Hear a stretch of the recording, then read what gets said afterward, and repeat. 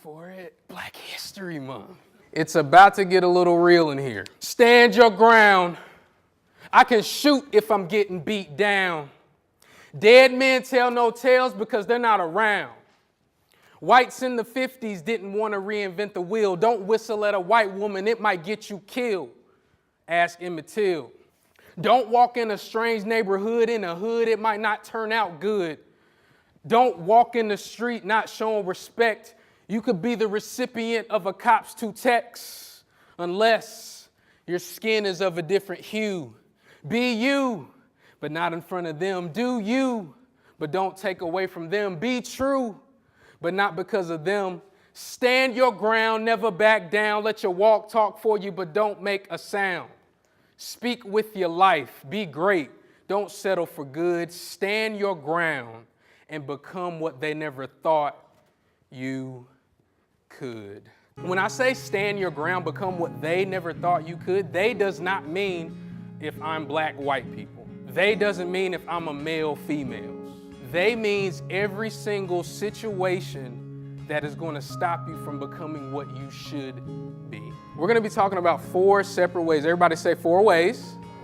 4 ways to become what they never thought you could become. First way is attitude. Everybody say attitude. Now, attitude is so important. Attitude, and by my definition, is what you think about what happened in the past and what you believe about what's going to happen in the future. Don't get focused on the distractions. Keep your attitude about a hopeful future. I don't know if your parents ever told you, like, life isn't fair, and it's not supposed to be fair. You know, I think life is a sport. You're not in competition with anybody else. Your ultimate competition is with yourself. And one thing you got to understand about life is not fair, and it never will be. It never will be. It never will be fair. But don't get bitter about it, get better. And then after you get better, you inspire someone else by that triumph. Understand what competition you're getting into. Understand what type of systems you're fighting against. Understand that. Being that it is Black History Month in this vein, if you're black in America, there's some things that you should know. Black history didn't start there. You hear about Dr. King. You hear about Harriet Tubman. You hear about Frederick Douglass. You hear about those great people and some others, and maybe the great black inventors. You hear about all them. But you don't go past that. Like, what happened before? So if you're black in America, you need to understand you didn't start there. You didn't start there. So where were we?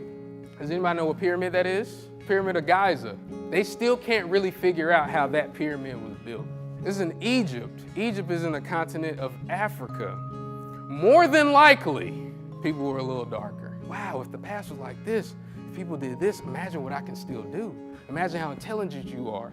I did a presentation in Florida a couple weeks ago specifically for a STEM program where they encouraged young black males to do well in math because the stigma is, I'm not smart enough to do math. That thing still stands. People that look like you probably built it, or at least had a hand in the architectural design of it. You can do more than you believe.